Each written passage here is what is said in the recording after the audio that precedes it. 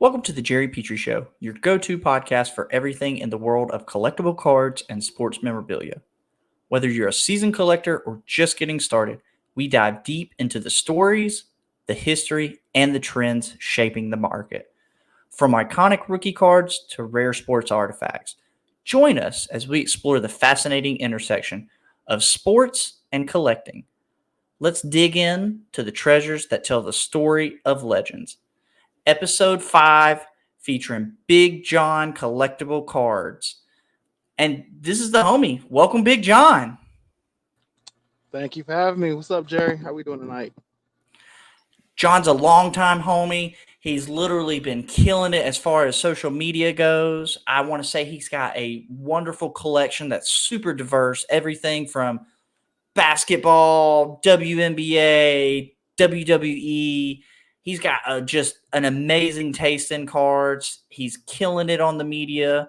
So, I just thought as a guest, he would just bring a lot of variety. And yeah, man, I really appreciate you coming on. You want to give the people like a little introduction to yourself? Yeah, I'm Big John Collectors Cards. I collect just about everything. I'm from originally from Chicago, so I collect everything: Bulls, Bears, White Sox, Cubs, Blackhawks, and a big WWE fan. So a lot of my stuff I get is just for the PC, and I have and the hoard away, mostly in the mid to the low end market. But it's fun. I always say collect your way. Yeah, and this show's really meant more for the novice collector. And one of the things I kind of want to steer people away from, you see online, everybody on YouTube, they like walk up and they're like, I spent $20,000 on this deal and I spent 15,000 on this deal. And it's not obtainable for most people right off the rip. And one of the things like John mentioned, going after the kind of low to mid range stuff really gives you a good opportunity to jump in and start collecting like today. So yeah, man. Uh I think that's a great strategy. Honestly, that's kind of the realm that I play in. A lot of the guys I've had some feedback where they're like, "Oh, you should just spend more money and get into the serious stuff." And I'm like, "Bro, I love my $5 cards that I sell for 10, 15 bucks." Like it just feels way safer. Way safer, but we got to remember it's cardboard. It's pictures of people on cardboard, right? If you got a family, you got these other interests, other experiences you want to do. You can do that with that big time money that you save up for. You have lying around, but you collect your way, right? If you're into buying the national treasures and the impeccable and the flawless, be it. It's just not for me. I'm a Prism, Select, Hoops, Chrome type of guy, type of person. I want to sit in the dollar boxes, uh, find stuff for me, and go back to my eBay, post it up, make a couple dollars, so I can buy the next PC card. So, but do it however you want to do it. Everybody ain't gotta like it. Yeah, I would totally agree. And I mean, there is the 1% of people who are like hardcore, like, national treasures, flawless, all that. But it's like, I don't want to say unrealistic, but that's just a very small majority of people. And I think like the strategies that I've seen you use, that's a more realistic strategy that like, you know, the average Joe, the average gal can jump off the streets and go, hey, I'm kind of into this. Yeah. I mean, Um, you can definitely level up. Sometimes it's about volume of dollar cards. Sometimes it's by having a good eye for grading the cards you get, or good eye for buying and negotiating. So you can level up into those high end cards, especially if you do enough deals and you make some good relationships with people. But $1,000 card is still $1,000. $500 card is still a $500 card. You know, and again, if you're in the sports, anything can happen in their personal life, and that card goes from $500 to 5 cents. You know, 100%. 100%. So you kind of lightly touched on it, like on the leveling up to build your PC. So like, let's start out with like how did you get into the hobby? I mean, I got back into the hobby like everybody else, but originally younger, I used to go to the corner store, buy 25 cent back to cards, trade them. Big into Pokemon in high school, and you know, with playing the Game Boys and the Nintendos, playing Pokemon, trading on the rise home. So college life, kids, family. 2020 hit, um, and job I had then, I had access to sports cards, and I seen how people was buying them and selling them. I was like, I can do this. I can flip a Pokemon box real quick on the Macari or on eBay real quick, make some extra income. But then I got this thing where I can't hold seal wax. Like if it don't sell in 2 days, I'm opening it and see what's in it. That's fair. That's fair. So I got to collect. I got to collecting the cards. Like I like this. Brings me back to my childhood. It brings me back to I'm definitely into sports. So in wrestling, and I'm very informed about it. So I know kind of who I want to collect for my teams and who I want to collect from a national point of view. And that's what I just been doing ever since, collecting. And I initially made my Instagram account because my wife told me, "Hey, you should make your own one just for your cards." All right, Big John Collectors Cards, because I don't collect just cards. I collect Funko Pops. I collect figurines. I want to get to collecting jerseys. So I was like, it's not just about cards. It's kind of all sports related, and then it's all sports. So it's not like I'm collecting just the basketball or just the football. I'm doing everything in a cycle. So, right now, like, what is your like most sentimental, most valuable to you piece that you own? Most valuable to me piece that I own, there's two. My favorite card in my collection is a 2023 Topps Heritage Blue Diamond Cal Hendricks card. It's a dollar card, but it's so pretty. I actually got to go find it and post it again because it's just one of those prettiest design, blue and red color match of the Cubs. Cal Hendricks, one of the great pitchers the Cubs have had in recent years.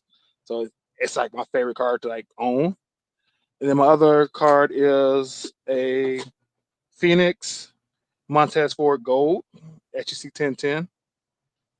So this is Let's go. so so those things like okay, not worth much from a value standpoint, but just from it was my favorite team. That card is beautiful. One of my favorite wrestlers. That card is not only hard to get, it's out of 10 gold, and it was under $50 when I bought it, and I graded it 10/10, and it looks good in the tux for me. So I'm like, those are things that are like favorite cards, even though they're not worth much. No, I think so. Like me personally, like the most personal valuable card that I have is I don't know if you remember the original Pokemon movie back in 1999, Yeah. but I literally have the very first Pokemon card that they ever gave to me as a kid, and it's like a $7 card, but it's like the original one that I was handed as a child. So it's like, you know, what's most valuable to you doesn't necessarily have to be, monetary wise, because I feel like that's like the collector in me. I meet guys and they're like, oh, I've got this Trevor Lawrence and it's, $15,000. And that's cool to some extent, but like, I like the story. I like the history, and, the fact that that's your favorite wrestler, it's a gold to 10 and it's an SGC 10 with a 10 auto. Bro, that's so sick. That's so sick, Um, so yeah, I think the story really kind of, that's deep. Now, like what kind of criteria are you using when you decide to add a card to your collection? Do I like the image of the card? Very first. Do I like the card? Do I like how it looks? Um, that's the first thing I'm looking for. Like, do I like it? Is it a player that I like? And then we can get into how much of value, because the values determine like how much I want to be into this card for. Do I want to spend this money on this, or is there something better I want to spend it on? And then if it's not a PC card, what the potential value is?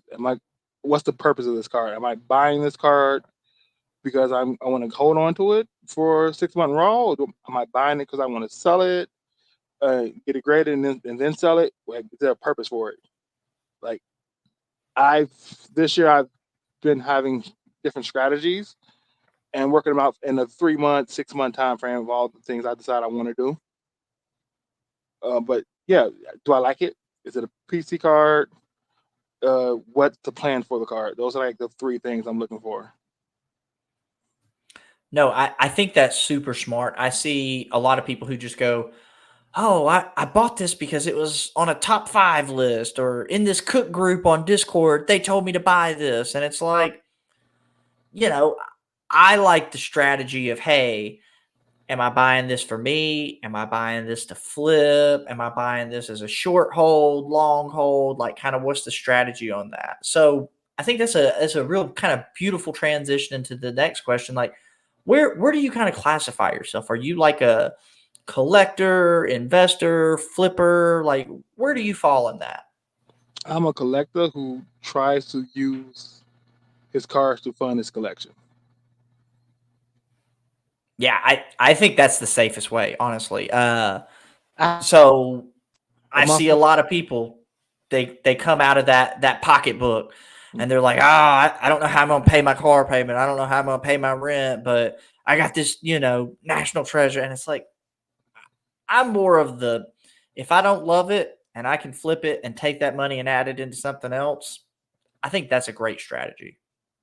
I give my wife a lot of credit in my strategy because if she doesn't care what I buy, how I buy it, bills are gonna get paid. But she would definitely check me and tell me, hey, what are you doing? Why are you doing it? Like, you got a lot of stuff in the mail this week. I'm like, yeah, but this was all $5 cards. It's fine. You know, no, bills are already paid. First off the bat, this is the plan. We don't have to discuss what was spent because I'm not a fool. Like, I'm not going to go max out a credit card to buy cards. I'm not going to go not pay a bill to buy cards or go to a show. This is all planned out what I'm going to do. And again, I already told her, like, well, you know what? It's a show coming up in like 2 months. I'm probably going to pick up some extra shifts. That way I have a little extra cash going into it. Or, hey, honey, can you help me post some cards on eBay so I can get some extra money going into the show coming up in 2 weeks? So it's a very collaborative effort in that point that, hey, I'm never doing anything where she doesn't have no clue what's coming in and out of the bank account. And not because I need permission. It's one respectful. One is two is make sure I'm not doing something stupid, right? You got to have somebody you can bounce your ideas off of who's willing to check you when you're doing something stupid. And my wife is the main person who will check me that I'm doing something stupid. Now, I have friends in the hobby who will tell me, yeah, I wouldn't do that. I don't think that's a good idea. But my wife's going to say, no, that's stupid. So I think you're my first guest that I have that's actually married with a significant other. How did she first kind of react when you're like, hey, baby, I'm going to buy these pieces of cardboard to flip? Like, how did that go? Okay, do it. I mean, do it. Simple as that. That's You know, sick. it's kind of just that simple. I don't. One thing about me, I usually don't spend money unless it's on food. That's the spending weakness. Is I'm hungry. What are That's we my going guilty pleasure too. to Yeah. do? Oh, I missed out on this $100 card. Oh well, it'll be another one. That's fine. But I'm hungry. All right. Now we got to say, okay, listen, we got to eat. Where we going? We'll figure everything else out later. I can't think when I'm hungry. So when No, I told her what I wanted to do, she's like, okay, cool, no problem. You know, that's cool. I think the support from a significant other is super awesome. Um, you know, I'm not married, and so I'm not bouncing ideas off of other people. But like like my girlfriend, literally, she'll be like, something similar. She'll be like, man, you got a whole bunch recently, or this or that. And, like I'll be at my place or she'll be at her place or whatever. And she's like, well, what are you doing? And I'm like, well, I got this whatnot show, this card show. I'm just kind of trying to load up for that. But yeah, man, I think that's awesome to have somebody who like is super supportive and, like you said, somebody to keep you in check because, I know there's been a few times where I'm like, damn, if I didn't want to pay my rent, there's this thing but it's like, do you want a roof over your head or do you want a shiny piece of cardboard? You know what I mean? Like 100%. The other thing is, So, during hard times, she's seeing how, hey, you know what? This extra money from eBay just paid the bill that we thought we wouldn't be able to pay, just because it was a surprise medical bill or something like that happened. So it's cool. But more important for me is like I can bounce ideas off of her, and she'll listen and say, "Hey, I understand that sounds good. I don't really understand it." And if I can't explain it to her, who knows nothing about the hobby, in a way that it's a good idea and it makes sense, then it probably something I shouldn't be doing. Because somebody completely out of the space can't understand what I'm trying to do. It's too complicated. It's too yeah, complicated. It's not simple. It's not easy. I would agree with that. I think that's super good logic. Like if you can't make it make sense to somebody who's not into it, you're 100% right. Um, so since you're actively kind of like flipping to build your PC, like what kind of resources, what kind of tools are you using to like, gain prices and or figure out value and stuff like that? Um, eBay sold listings, 130 point, ComC, even Macari at times. I'm not big on. I don't feel for me having a card ladder or a market move is necessary for what I'm buying and I'm selling. If this, it's low enough where I'm not worried about shield bidding that much, and it sells frequent enough where I never when I look up comps, I never look up the last comp and say that's the price. I'm looking at the last 3 to 5, right? And I'm like, this is what it sold for over the last month at an average, not at last one sold at 20, the one before that sold at 30, the one sold at 15. I'm not taking the 30, it's a $30 card. No, it's probably about a $17, $18 card. If I'm lucky, I get 25. Yeah, I would agree with that. And I feel like that's a mistake that a lot of like new up and coming people kind of run into because I'm all about, like you said, 3 to 5 comps. We're gonna make an average somewhere in between there. Like you said, if I'm lucky, maybe I can get the high end. Truth be told, I'll probably be that middle to lower end of that average, and I think that's a super safe strategy. And I'm kind of in that same realm with you. I'm not a card ladder subscriber. I've been such a center stage user for such a long time, and I use it to list, and it helps me find like what parallel it is. I actually just bought into my first subscription for center stage. But really, when center stage was free, I would just use that in eBay comps, and really, like I said, for me personally, with the center stage, I'm just really using that for more of an identification tool. Like that's kind of like the hardest part I would say to navigate with the market as like, Panini, they've got 50 different parallels and it's like, okay, is this the hyper? Is this the laser? Is that, and so what I like with the center stage is you go, okay, hey, this is the hyper, this is the blue to 150, whatever refractor. But yeah, I mean, really for the last 3 years, I have operated with no subscriptions at all. Yeah, it's the same. And I think card ladder's, good. Market movers is good if you want to use it, know how to use it. But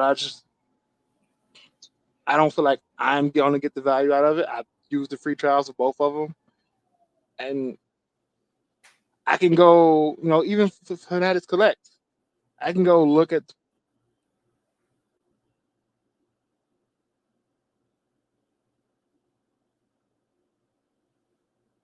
Oh, John, you muted yourself. Sorry, but a lot of stuff that these apps do, I can do it myself, and it may take a minute longer, but I have a minute. I would totally agree. I first off, I don't like to do deals in a rush. I feel like those are the deals that I've done in the past that I've done the worst on. When you're like, let me do something in 2 minutes or less.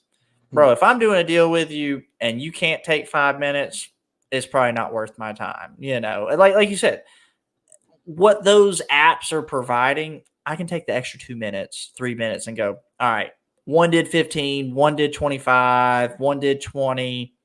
Let's call it a $17 something, So I think that's a super safe strategy. Now, what platforms are you selling on? Mainly eBay. I do sell on Mercari as well. Mostly sell wax on Mercari though. It's easier. When I started back in hobby, that was my favorite platform to sell on, and reason being, it gave buyer and seller comfort. The money goes. You buy something, the money goes in escrow. The seller pays. You don't get the money as a buyer until they get the product, open it, and rate you. And once they rate you, you rate them. Transaction's done. No refunds. No more communication. You're done. So unlike eBay, where you could sell something, you get the money right then. Somebody gets hurt in 25 days, and now that you want to do a refund. What do you mean refund? Right? Big So facts. that's one thing that drew me to Mercari at first, is because, hey, I can put this card up for $10. I'm gonna sell it, send it to them, get my $8.50 back from it, and we're done. We have no more communication between the buyer and seller. We're good. See, maybe you want to make another deal. There's no, oh, it got 6 months later, it got damage in shipping. No, it didn't. You said it was fine. Yeah. You had to take pictures of it to say it was fine. Yeah, I've actually looked at Mercari, honestly. I've met a few guys that were really doing some like impressive numbers on Mercari. But you said that you're only moving the sealed product on Mercari right now? For the most part, I got stuff up there that hasn't moved in a while. But I feel like sealed product just sells a lot quicker on there for me. So, kind of going into your strategy, are you doing a lot of singles? Are you grading a lot? Like, kind of what's your strategies you're using right now? So right now, my strategy is grading to consignment, and I am buying, looking them over, and then sending them off to PC Sports Cards to be graded. When they come back, have them sell it for me, just because I don't have the time to come in and take a lot of the pictures myself. So I let them take the stuff that I think are going to sell between $50 and $200 and let them do it for me. I'm still selling the $5-10 singles on my eBay, putting a couple cards up a week and trying to sell those there. But grading to consignment has been working well for me. So on that grading to consignment kind of strategy, what brands are you grading with? Oh, PSA. So a PSA only, no other kind of. If I'm selling it, it's PSA only. I like a lot of my wrestling, especially any wrestling color. For my PC, I like it in SGC. I like the tuxedo case. I will buy CGC off of Fanatics Collect, their wrestling cards, because I think they present well and they look well in those clear things. So, but for simply selling person, and for a long time, I was against grading with PSA. Like, the most expensive cards have all really sold in SGC, but they've all been vintage. So you look at the Wilt Chamberlain just sold for $7 million. That's SGC. Yeah. But the newer stuff, you the time to get it back faster is not the money you lose is not worth just sending it to PSA. You can be more liquid grading with SEC getting it back in 2 weeks and selling it, but you're going to lose 25 to 40% of them of what it would sell in the same grade at PSA. See, I would kind of agree with you there. Like, if you're strictly going for the first to market, the SGC is the play. But if you're looking for the overall price value, it really is PSA or nothing. Yeah, if you're in the first 2 weeks, send to SEC, get the influx of cash. But if you're after the first 2 weeks, just send it to PSA. Wait till it gets back to 10. You're gonna get more money, and end of the day, you're fine. And really, I mean, I think the strategy that everybody here is chasing is the more money strategy. I think the sex appeal for the SGC is, hey, this product came out today, we ripped it today, I want to be the first 10. And in that scenario, I think SGC is super dominant. But, if you're going and buying singles and hundreds of those, let's say we're selling a Luca card and there's been hundreds of sales of that. I think at that point in time, PSA is the obvious choice.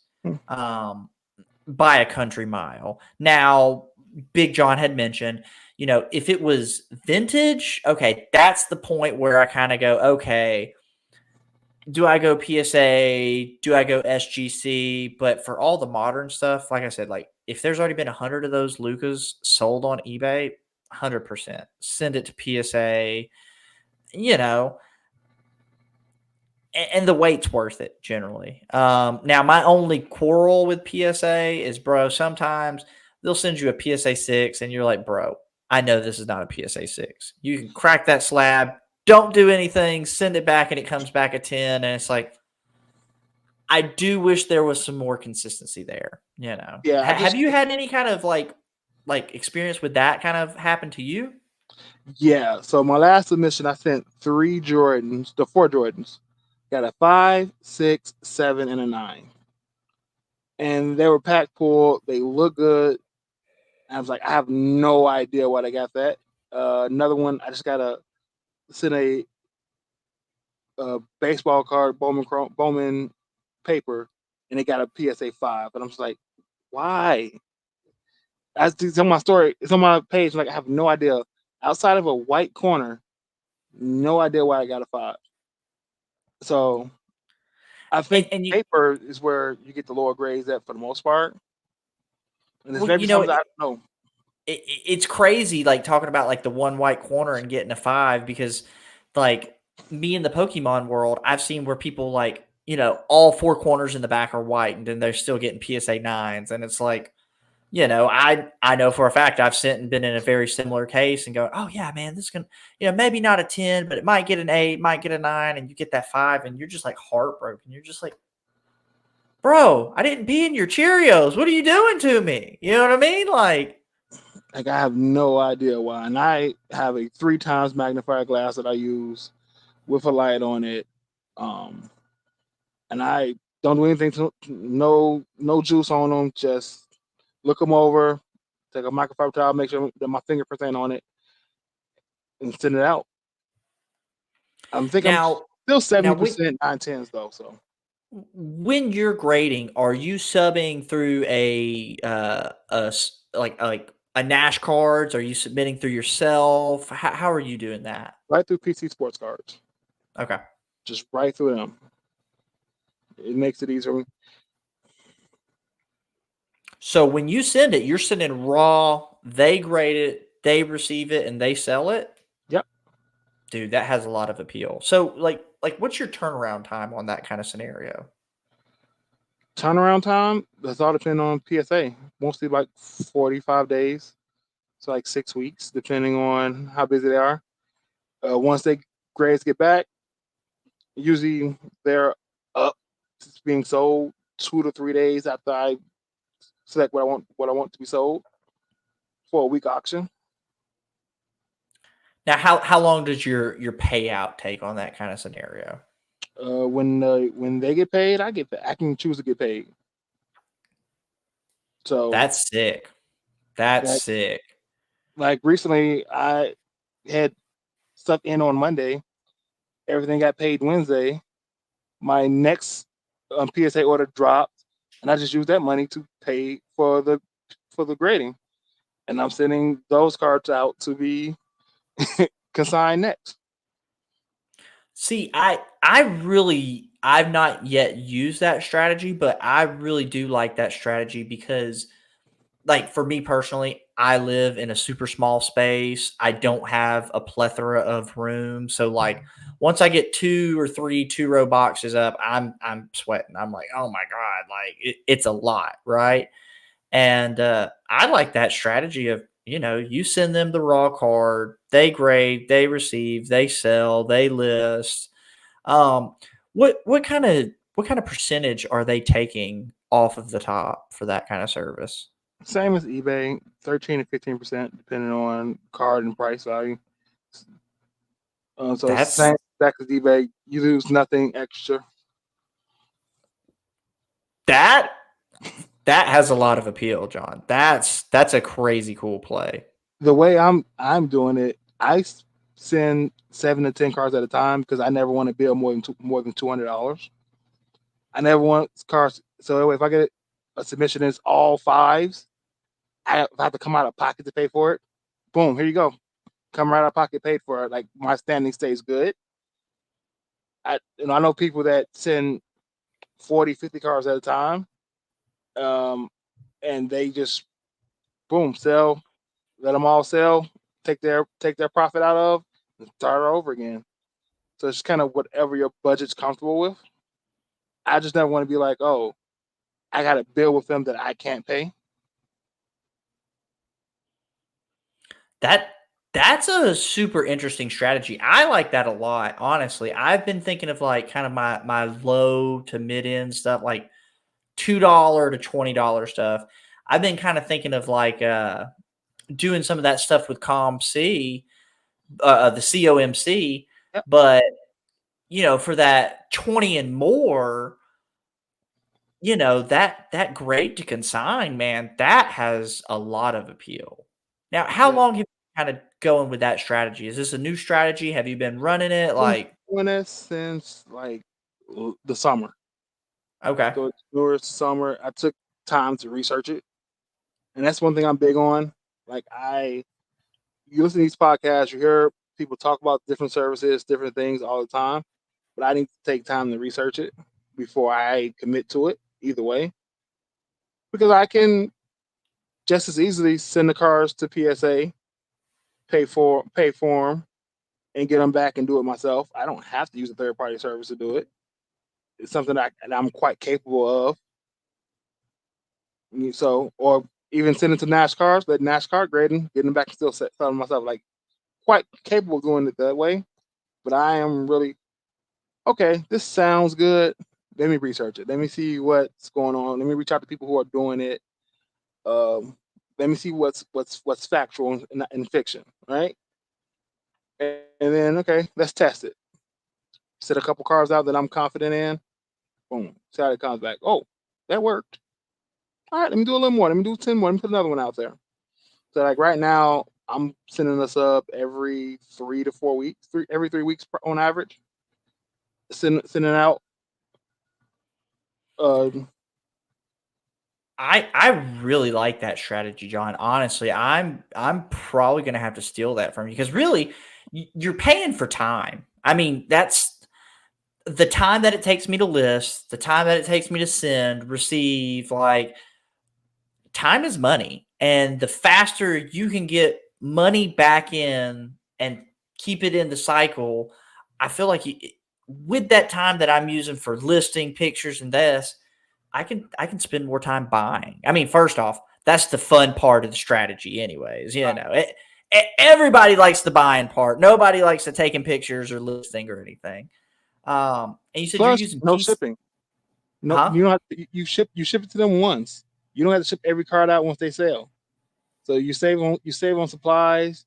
You're not worried about if they get it. You have to deal with the returns of it.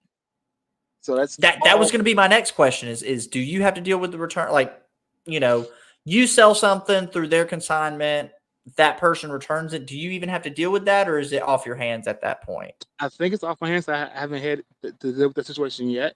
The only situation I had was one card didn't get paid for, and I was like, "Hey, since it didn't get paid for, can you just send it home to me?" It's like, "Yeah, sure." You know what? They looked at it. You're all caught up. Send, we shipping's gonna be like $4, and we'll ship it back to you. And that was it. Let's go. That's Long, awesome. long as you don't have a bill with them, they are pretty quick to send you your stuff. And two, they communicate very well with emails back and forth. Anytime I've had a question, anytime I realize I sent something to the wrong department, they're like, oh, we'll find it. Oh yeah, we got it. Here's going out. Boom. Their customer service is very good. I like that a lot. Honestly, that's super sick. I know PSA is kind of, I think they're trying to get into that market where you can, because they've got their own eBay page up now. But I know PC Sports Cards, I mean, they're easily one of the top 10 biggest card brands on eBay. They're kind of like the Probstein 123, like they're PC super Sports high up Cards there. 7. Yeah. I mean, I would tell anybody, do your research. If it works for you, great. Let me know. If it doesn't work for you, don't let me know. No, I'm just playing. No, that's fair. That's fair. So okay, man, that's super slick, bro. I'm really gonna have to jump in on that because literally time is money, bro. And I like to buy. I don't. Nobody likes to list. That's where the death pile happens, and you look in the corner and you go, "Crap, that's 200 things that I got to deal with." So since you've been in the hobby, kind of like, what's some kind of what's some changes that you've seen or some kind of current trends that you've seen recently? Everybody now likes pajama cards. Funny. Now for so this is a podcast for the unknown. What is a pajama card? Unlicensed. So now with Top Scroll, everybody's into the unlicensed cards right now. I have nothing against unlicensed because I like Tops now. I very much am about card design, and if it doesn't look good, it just doesn't look good. I mean, the hobby seems. I'm not saying the hobby's alive, and it seems healthy, right? You you're gonna have some card shows that are not well attended, but still people that do attend it is going to spend money, and I think that's more important than attendance, right? Especially if you're a promoter and you have people there and the vendors, they don't. Which how much money are they making at this show?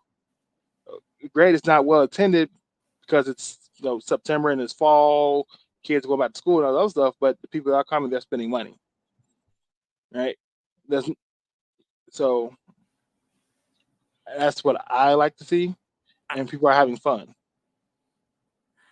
Yeah, I would agree. Even if attendance isn't at the maximum, if you've got people in there who's actually spending money, for one, as a vendor, that's really all that matters at the end of the day. I mean, do you have enough to pay for the table? Do you have enough to pay for your time? Do you feel good about your time spent? Because I've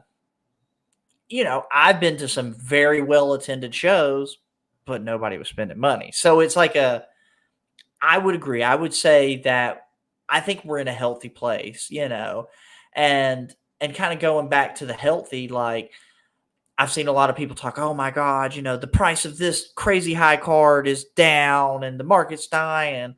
But then you look at like the overall like volume and Right. like the volume is there. Like, you know,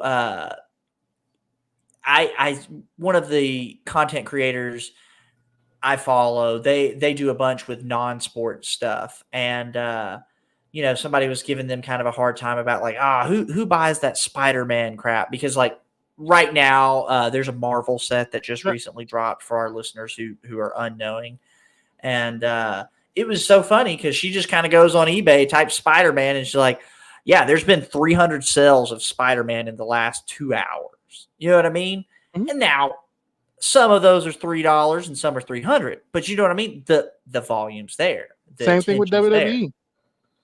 You know, Yes. you're like, why you buy WWE cards? How you sell? Listen, I had a vendor tell me this weekend who never had WWE cards for real. It was like, I'm looking for WWE cards, John, because they selling right now on eBay for me. I put them up and they're going through. Like, oh, I got WWE cards for you. Don't worry. I'll see you next weekend, brother. You want inventory? I got you. I would say I would totally agree with that. The WWE stuff that I've purchased, there's been very few of them that I did bad on. Most of them, you buy for $5-10 and then put it up on eBay, say $20-30, whatever. You wake up in the morning, either you've got an offer or you've got money in the account, and you're like, whoa, this is crazy. Like, in comparison to like, I've bought a bunch of baseball before, and it kind of depends on the team, the player, like whether they're hot and frothy. The WWE stuff, even if the wrestler, guy or girl, isn't active, they still have a fan base, and that fan base is still out collecting heavy. And think about it, WWE doesn't have an off season. They're year round, 2 shows, 3 shows a week at least, and they have a major show every month. So there's something going on with it all the time. So, and I've said this all year, the more the actual WWE fans who spend thousands of dollars, hundreds and thousands of dollars on belts and $30 a t-shirt, realize that they can get their favorite player card, for a couple bucks in a base, or they can get the autograph for $20, base autograph for $20. The more that awareness comes up, the healthier that market is going to get. It's never going to be like basketball or like baseball where you're going to have tons of big sales every single day, but it won't be F1 where it's a spur in the moment now, and then a year later you don't hear about it and nobody's buying and it's not as much hype. It's always going to be a healthy growth, in my opinion. It can be. I would definitely say I think the appeal with that, like you said, there is no off season. Now, since you are a WWE guy, what are you thinking about the transition to Netflix? Do you see that as a positive, a negative? Like, how do you kind of feel about that? I mean, I think it's a positive on the fact that there's more people with a Netflix account than there's with people with cable, if that makes sense. Because I know a lot of people who don't have cable who would rather just pay for the streaming services they watch than just have their cable package. And then, like me, my Netflix account came with my cable package. So there's probably more people with a Netflix account than with cable. Look at it from that standpoint. And they're going to be able to do. The reason why WWE's hot right now because it's not PG, is where they're playing it very safe. It's still safe, but it has an edge. It's not quite Rock Austin Attitude Era-ish, but it's not, oh, I'm going to smack you in the face and bubblegum you either. There's some real edge to it, real, I don't like you and I'm going to cut your face off type of issue, Yeah. But it's popular, it's fun. So I think with Netflix, they're going to be able to have some of the things that older fans like, as far as let me get table matches regularly, or let me get something more violent. Let me, where there's going to be more cussing for the people who like the occasional F-bomb and stuff like that. Yeah. So there's going to be more realism when it's on Netflix, and you see where it goes. Netflix is putting a lot of money into them and giving them a lot of money to be successful. The TKO is a very successful company. So Yeah, I'm kind of excited to see where it transitions to. Honestly, I think, like me personally, I don't have cable and I don't have Netflix, so I'm like the super weirdo out of this. But most stuff you can watch on TikTok. Not that anybody should do that, but there's the channels, there's the accounts. They're out there streaming. They're on Twitter doing the same thing. you can watch on Twitch, you can watch on X. It's a lot of Yeah. places where you can watch other stuff. But people know who John Cena is. People know who The Rock Oh is. yeah. People know Yeah. who Roman Reigns is.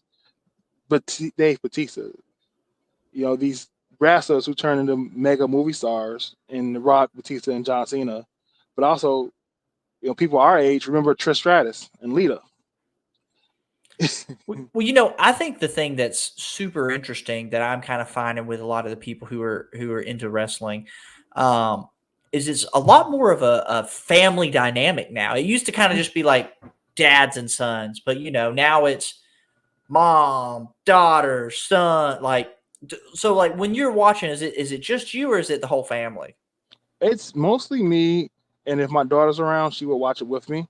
Especially if the women are wrestling, she'll sit and watch. Um, but I'm the sports head in my family. Like I started watching wrestling with my grandma. So this has been growing up from birth with my grandma. We watched wrestling together. And when she was alive, if I was ever as an adult, if I was feeling depressed, if I was feeling down, if something was too much of a weight, I'd call her and we'd talk about wrestling. That's Right. cool. We're talking about wrestling 20, 30 minutes on the phone, just talking about, oh, John Cena is a good guy. Or why did Roman Reigns turn into a bad guy? And we're just talking about the shows. And instantly I feel better. I have a better outlook going forward because, I just brought me back to my childhood that it's going to be okay.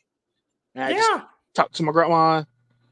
We joke, we laugh, yeah, we know it ain't real, but I remember when I first saw the Undertaker in person at 7 years old at the United Center. It's good times. That's awesome. That's awesome. So, you know, obviously nobody can predict the future. What do you anticipate for the market of sports cards? Like, how does it evolve in the next 5-10 years?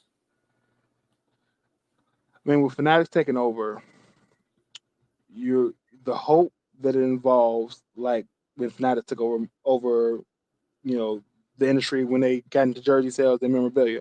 That's what the hope is. My fear is that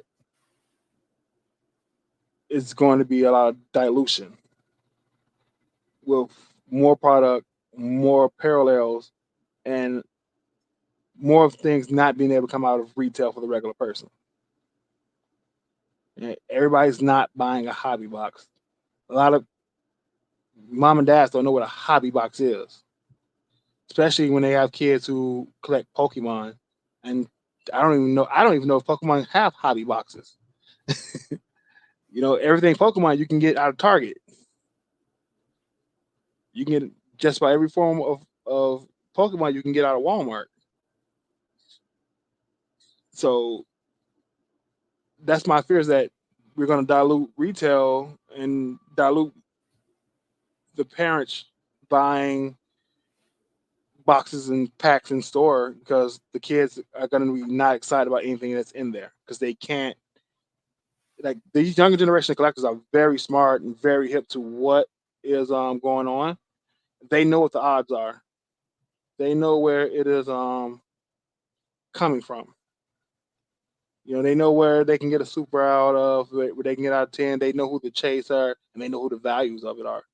Back when I was 13 years old, I didn't know the value of a card.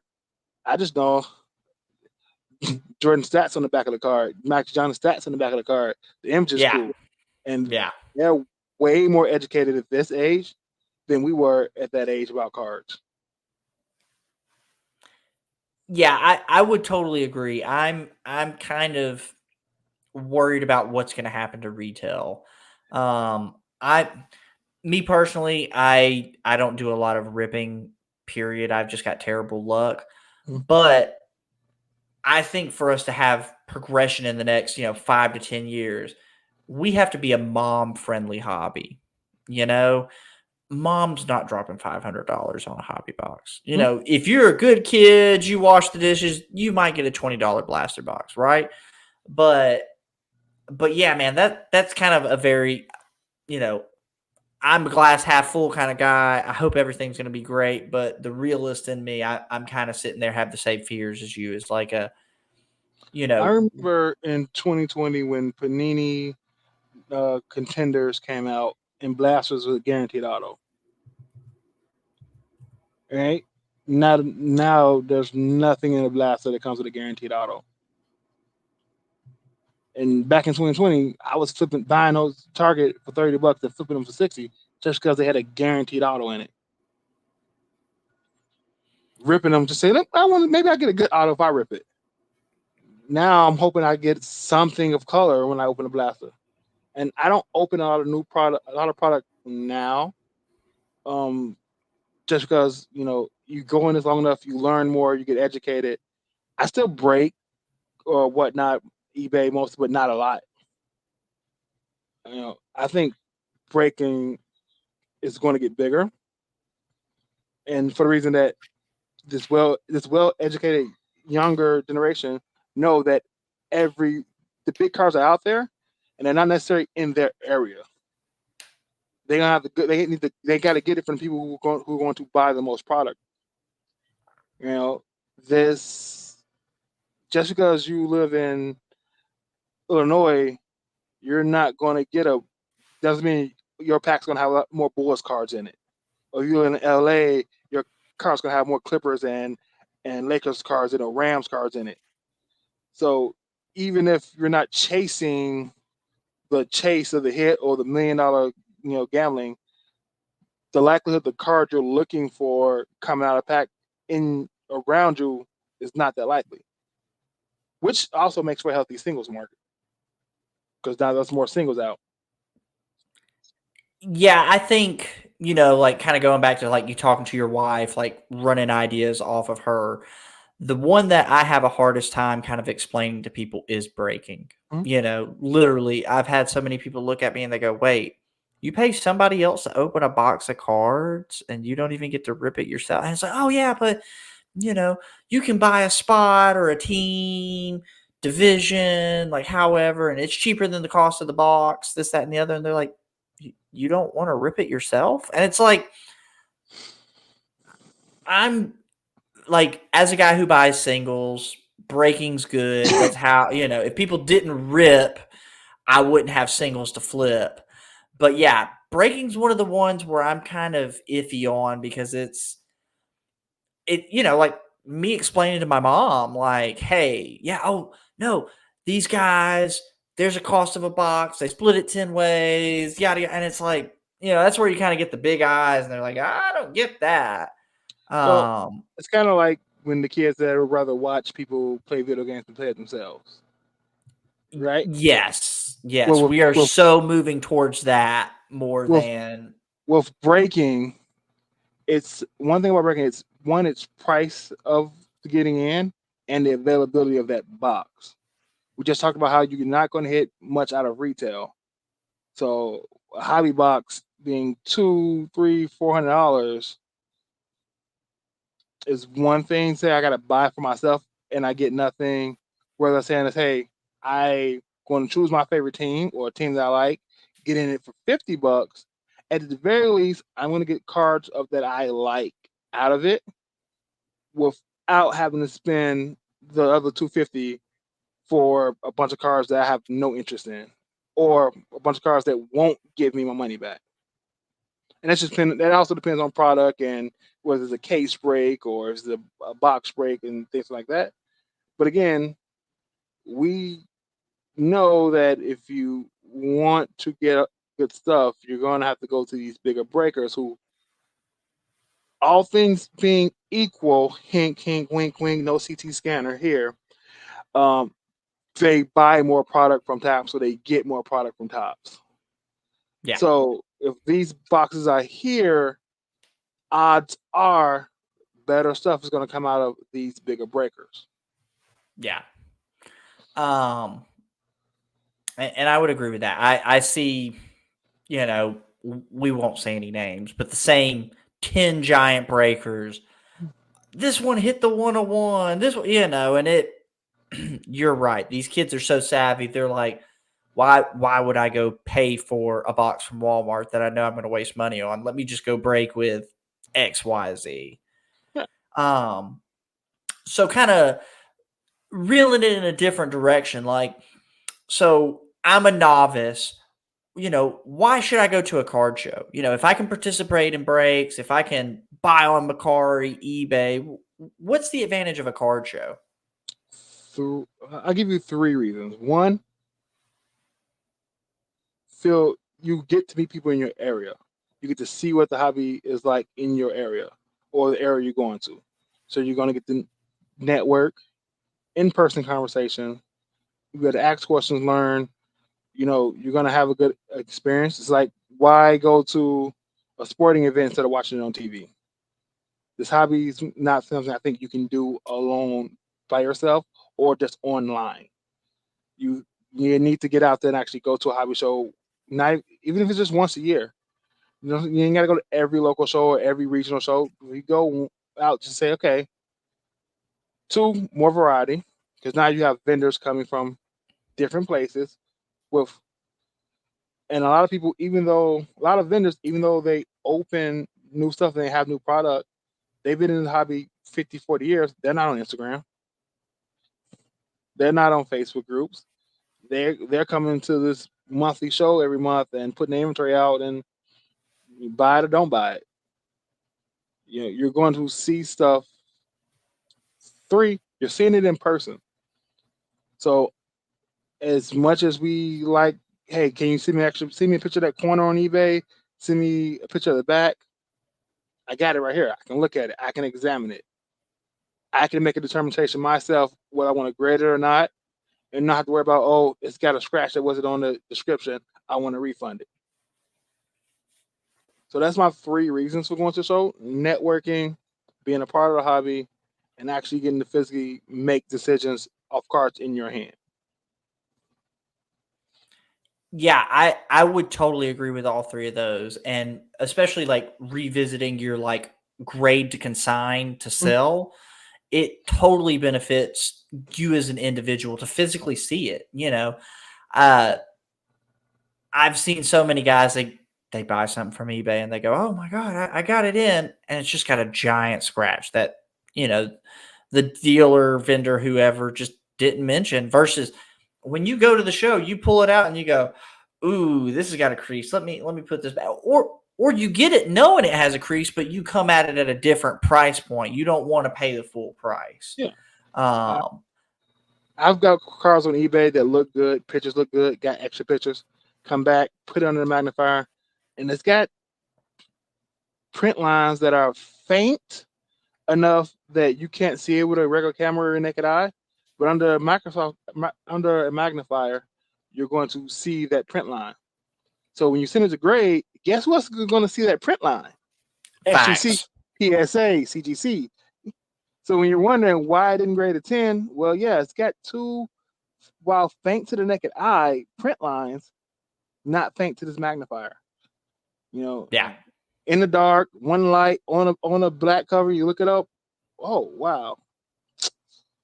And I've reached out to people like, hey, it's got a print line on the back of it, and I'm not returning it because I bought it, whatever. It's a $5 card. I'm not going through that. Just so you know, you might want to look at it under a magnifying glass and put that in the description because it had some bunch of print lines on the back. And they've been like, oh, you know what? Cool. If you buy something again, send me a message before you buy it. I work with you on the other side of the next deal. I'm not big on returning cards under $5. It's just not worth the hassle. Yeah.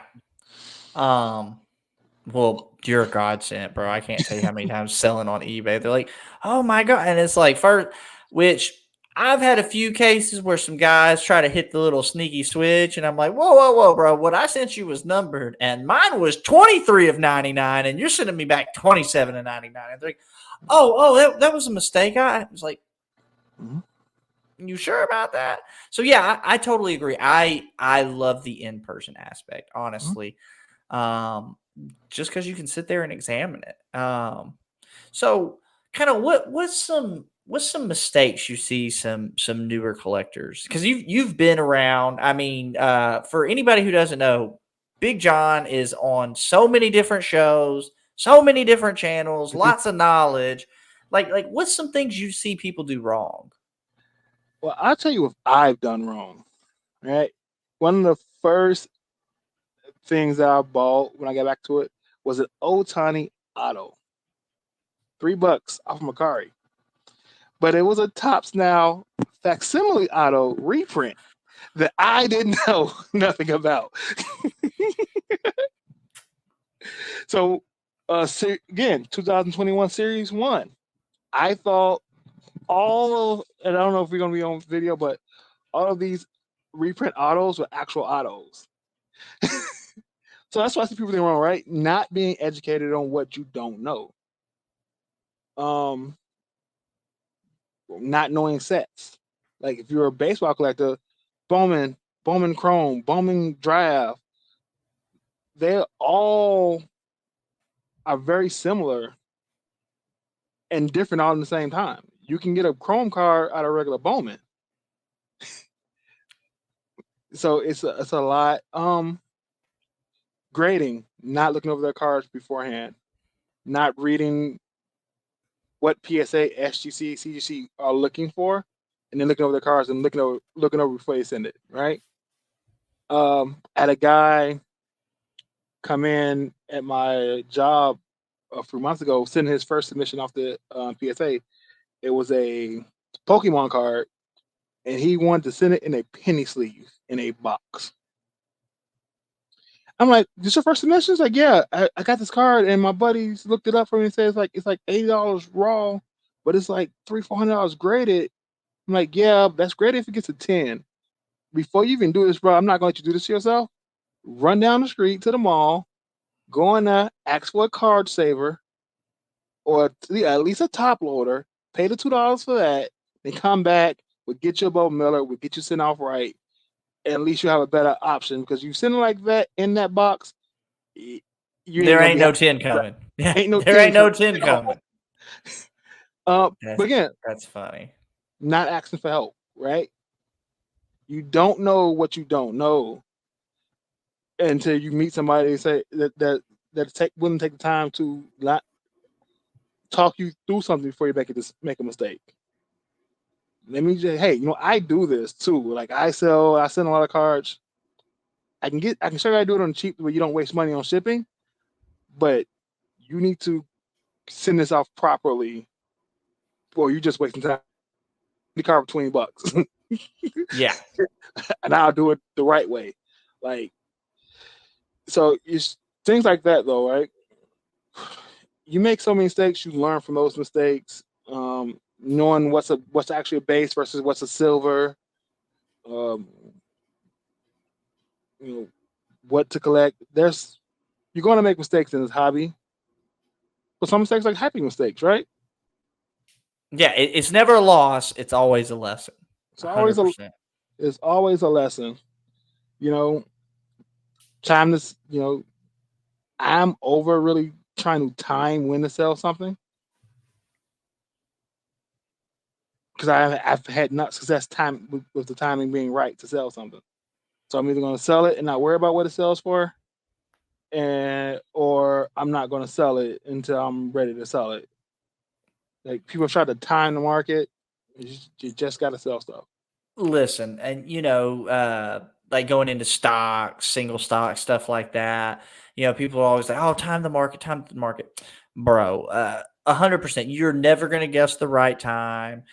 Like me personally, there's been things that I sold, and a few months later, that item I sold for 100 is now 200. But it's also worked the other way before, where I sold something for 100, and you go back and you look it up, and you're like, "Oh my god, that's $5. What did Wander Franco do?" You know what I mean? Like you never know, right? So Big John's 100% right. If as long as you're ready to sell it, sell it. Don't look back. You know. Um, So let's transition. What are some things you see people doing right? Having fun, you know, having fun, making friends or at least associates online. Um, but I see people at shows talking to people, making deals, looking up comps, trying to make smart deals. I seen a guy with a little eye magnifying glass over this weekend, looking through cars for dollar box because he was looking for cars to finish his set. And but he's made deals with this vendor so many times that the vendor's like, yeah, I actually bought a card for you this week because I know you were looking for it last time you were here. You don't get that by talking to people on eBay, by talking to people on Facebook or in Discord. I say another thing I see people do wrong: paying for Discords. I just can't get my head around that. I would totally agree. And I get content creators trying to make money. I understand that. I just don't see the value of a Patreon or a paid Discord to tell me what to buy. I totally agree. And that's one of the mistakes that I made when I first got into it. I paid for a cook group. I paid for some education. And I just want to put it out there for all our listeners. Like, if you've ever got a question about anything to do with cards, collectibles, you can always hit me up on Instagram, YouTube, TikTok. You can always hit Big John up. Like, one of my things is I always tell people, if I don't have the right answer, I've got the resources to get you the right answer. I will go ask somebody in a Facebook group or Instagram group I'm in or a friend I know and like, hey, does this make sense? Is this what this is? And it's a very value in making online connections with people and establishing a level of trust. Okay, if I want to ask them this question, they're going to get back to me and they're going to tell me factual. Hey, I'm listening to these podcasts and these sound good, but do I trust what they're saying? Ask them. I've made more connections with people just by saying, "Hey, I'm listening to your show and I had a question about this." Going back to the trustworthy thing, and this is just advice for anybody.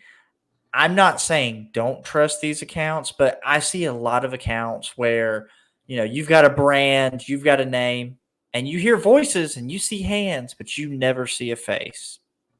I you know, that's a red flag for me. I often like to throw my face in my post, my stories, stuff like that, just because I feel like, if I'm willing to show you my face, I'm putting my reputation on the line, right? Versus you've got these accounts and they've got all these followers and, oh, you pay for the Discord, you do this, you do that, but they never show a face. They never show I don't know. It feels very inauthentic, not trustworthy. And so I mean, it's not like we haven't had a lot of issues with anonymous account car porn in this hobby. facts. I mean, the list goes on of all these other, you've got these breakers who never show their face, and all of a sudden, card slips up. But to your point, we've also had people who show their face, made some grave mistakes, and never be heard from again as well. It's a Tesla. So, but building trust through conversations, one, researching and finding your own facts, right? If I tell you this, if I see your message and say, "Hey, Jerry, the sky's red," and you come like, "Yeah, the sky's red," I can look out the window and say, "Nah, I was lying. It's blue," and now you know you're a liar too. Facts. Well, I see a lot of other people. I mean, this is kind of more on seeing people do stuff wrong, where they go, "Oh, hey, you need to go chase this card." Like the hottest topic here in the last, I say month is the Star Jordan card, right? Like, oh my God, you got to have a Star Jordan. If you're not, you're not up to a star. And it's like, but those same people are also selling Star Jordan cards. I'll be the first one to, say, hey, I think you should buy this, but also fair warning, I also own one, or fair warning, I'm also selling one. But generally in that kind of case, if you're looking to buy something and I'm looking to sell something, I'm looking to do a deal. Hey, bro, last at 100. You want this for 80 shipped to the front door? Can't get it that cheap on it. You know what I'm saying? But yeah, that's one of the things is definitely finding trustworthy people. But also kind of going back to what you were talking about where people do stuff right. I think the friendship thing and having fun is such a big deal because I want to say, man, some of my best friends as an adult, it's kind of hard to find friends. Yeah. There's a lot of snakes out there, but some of my best friends are just people that I've met and interacted with on the internet, and you've talked to them for months, years, whatever, and then you see them in person, bro. You hug them, you're like, bro, yeah, it's like you've been hanging out the whole time. And that's one of the best parts I feel of the hobby is really making the friends, making the connections. Connections make it easier to get information. And that's in any hobby, any business, life in general. The better your circle is of people you can get information from, the better off you are. Because, I message people every day. I message people, talk to them once, twice a month, and it's a great conversation, great bit of information every single time.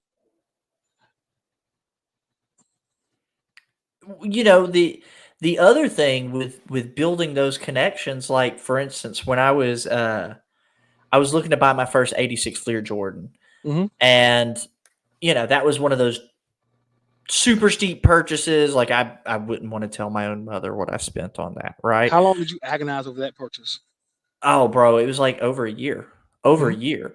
And there was actually so how it went down, I I was looking at getting a few different with a few different people, right? And I was going to work a deal with a local, but man, kind of the red flags were popping up. And because I had built a really great connection with my local LCS, shout out to Brooks from Champs. This dude is so knowledgeable. I'm showing him some pictures and stuff, and he goes, a lot of stuff is checking the box, but why don't you have him come meet him up here, and I'll just look at it before you buy it. And it was beautiful because I kind of threw it out there to the guy. I said, hey, man, why don't you meet me at the LCS and let Brooks look at it, and then I'll do the deal. The moment I said let somebody else look at it, he goes, and all the excuses came out. And I was like, yeah, and it helped me dodge a bullet. Now, fast forward to when I actually purchased the 86 Fleer Jordan. Preference, I no longer own that card, but I had actually bought it from the hobby shop who's got the $500,000 bounty Grand Slam? out on, huh? Grand Slam? Grand Slam, yep. And so once again, the shop owner Brooks, I was talking to him because this was at the Nashville card show. And I said, hey, Grand Slam collectibles, they have, this PSA 1, yada, yada, this, that, and the other. And Brooks goes, hey, if that guy has it on on his table, 100% it's real. He's a great guy. He's somebody I would trust. And, because I trusted Brooks so much, for him to say, hey, I trust this guy so much, it gave me full confidence. Now, I no longer own that card. I actually moved that card to get my first edition Charizard because for me personally, talking about leveling up my collection, I was like, hey, in 20 years, do I want a Jordan rookie or do I want this first edition Charizard? And me personally, as a non-sport guy, and Pokemon was my era of like childhood. Charizard can't tear an ACL, baby. That's who I went with. Charizard But can go to jail. Hey, he ain't doing no shady stuff with no kids. He ain't hanging out at no Diddy parties. Like, That's similar to why I went with PC sports cards, because a vendor that I trust, that I when I go to EC3 Con every time it comes around, um, he's like, yeah, I remember them from the Facebook days years and years and years ago. They're good people. I was like, say less. You say they're good people, say less. I'm gonna do it. That was that last bit of confirmation that I'm gonna try this. And they've been good people to me, as I said earlier. Great customer service. I got way more wins than losses, so I'm very happy. well, and even on the few losses that you've shared with me, kind of over DMs and talk, Mm. bro, I still think you got.